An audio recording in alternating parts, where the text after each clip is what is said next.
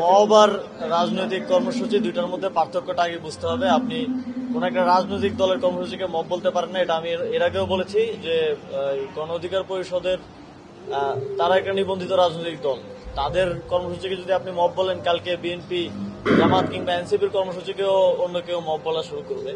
তো এই পার্থক্যটা আমাদের বোঝা উচিত। আর প্রথমত যে প্রশ্নটা করেছেন যে কালকে যেই লাশ পোড়ানোর মতো ঘটনা ঘটেছে, এটা অত্যন্ত নিন্দনীয়। সরকার ইতিপূর্বেও বারবার বলেছে যে মাজার সহ যে কোনো এই ধরনের প্রতিষ্ঠানে হামলা সরকার প্রশ্রয় দেবে না। তবে সেখানে আমরা জেনেছি যে ইতিপূর্বেই স্থানীয় জনগণের পক্ষ থেকে জেলা প্রশাসন বরাবর চেষ্টা করা হয়েছিল এটা মীমাংসা করার জন্য। তো সেখানে কোন কোন অফিসারের আসলে দায় আছে এবং কাদের নিবৃত্ত থাকার কারণে কিংবা দায়িত্ব পালনে অবহেলার কারণে এই ধরনের পরিস্থিতি তৈরি হয়েছে সেটা আমরা দেখব, এবং তাদেরকে অবশ্যই এটার জন্য জবাবদিহিতার আওতায় নিয়ে আসা হবে এবং ভবিষ্যতে কেউ যেন এই ধরনের ঘটনা না ঘটায় সেটা আমাদের আহ্বান থাকে। আমরা অবশ্যই এই ধরনের কার্যক্রমকে নিরুৎসাহিত করি। তবে এই ঘটনার সূত্রপাতটা যেখানে হয়েছিল সেখানে আমার জানা মতে প্রথম হামলাটা জাতীয় পার্টির পক্ষ থেকে করা হয়েছিল। আপনি 16 বছর ধরে 17 বছর ধরে এই দেশে একটা ফ্যাসিবাদ কায়েম করার জন্য যেভাবে সহযোগিতা করে গেছেন, তারপরে জুলাই গণঅভ্যুত্থানের পরে এই ধরনের দৃশ্যটা দেখানোটা আমি মনে করি যে এক ধরনের বোকামি এবং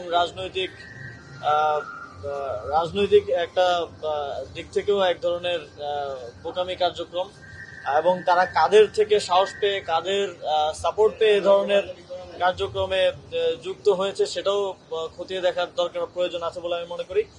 তবে যে কোনো এই ধরনের ঘটনার ক্ষেত্রেও আমি মনে করি যে এটা নিয়মতান্ত্রিকভাবে সমাধান করার প্রয়োজন। কোন রাজনৈতিক দলকে যদি নিষিদ্ধ করার দাবি উঠে ইতিপূর্বে সরকার সেটা বিবেচনায় নিয়েছে, সেটা রাজনৈতিক দলগুলো আপনারা জানেন যে ঐকমত্যের ভিত্তিতেই অন্তর্বর্তীকালীন সরকার সিদ্ধান্ত নিয়ে থাকে।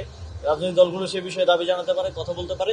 তবে যে কোনো ধরনের ভ্যান্ডালিজম অবশ্যই সরকার নিরুৎসাহিত করবে, এবং এই ক্ষেত্রে যথাযথ আপনারা দেখেছেন যে সরকারের পক্ষ থেকে, আইন শৃঙ্খলা বাহিনীর পক্ষ থেকে বিভিন্ন জায়গায় নিরাপত্তা নিশ্চিত করার চেষ্টা করা হয়েছে। এখন আপনারা জানেন যে অনেকেই যারা ডিসেম্বরে ইলেকশন চেয়েছিল বা বিভিন্ন সময় ইলেকশনের দাবি করেছে, তাদের অনেকেই আবার এখন ইলেকশন চাচ্ছে না কিংবা ইলেকশন নির্বাচন পিছানোর না ষড়যন্ত্রে জড়িত হচ্ছে। এটা কেন হচ্ছে তাও খুব স্পষ্ট যে আওয়ামী লীগকে ফিরিয়ে একটা ইনক্লুসিভ ইলেকশন করার পরিকল্পনা তাদের মাথায় ছিল, যা কিন্তু তারা এখন দেখতে পাচ্ছে যে ফেব্রুয়ারিতে যে ইলেকশন হতে যাচ্ছে সেখানে ফ্যাসিবাদীদের অংশগ্রহণ করার সুযোগটা থাকছে না বলে তাদের এখন মাথা নষ্ট হয়ে গেছে। তো এই ধরনের নানা ধরনের ষড়যন্ত্র কিংবা পরিকল্পনা আছে। তবে আমরা এই সরকারের যে তিনটা গুরুত্বপূর্ণ এজেন্ডা, সংস্কার, বিচার এবং একটা গণতান্ত্রিক রূপান্তর, সেদিকে এগিয়ে যাচ্ছি। আপনারা জানেন ইতিমধ্যে জুলাই সনদের কার্যক্রম প্রায় শেষের দিকে।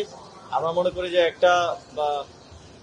এই জুলাই সনদ বাস্তবায়নের একটা গ্যারান্টিড প্রক্রিয়ার মাধ্যমে, সবার ঐকমত্যের মাধ্যমে একটা বাস্তবায়নের দিকে আমরা যাব, এবং পরবর্তীতে সরকার নির্ধারিত সময়েই একটা জাতীয় নির্বাচন আয়োজন করা সম্ভব হবে, এবং নির্বাচন বানচালের যারা স্বপ্ন দেখছে নানাভাবে নানা কারণে, তাদের ফ্যাসিবাদী শক্তি ছাড়া যদি একটা ক্যাবিনেট হয়ে যায়, তাহলে এখানকার যারা গত 16 বছরের যারা স্টাবলিশমেন্ট বিভিন্ন জায়গায় যাদেরকে স্টাবলিশ করে দিয়ে গেছে ফ্যাসিবাদী আওয়ামী লীগ, তাদের স্বার্থে এটা এক ধরনের আঘাত হিসেবে আসবে বলে আমরা মনে করি।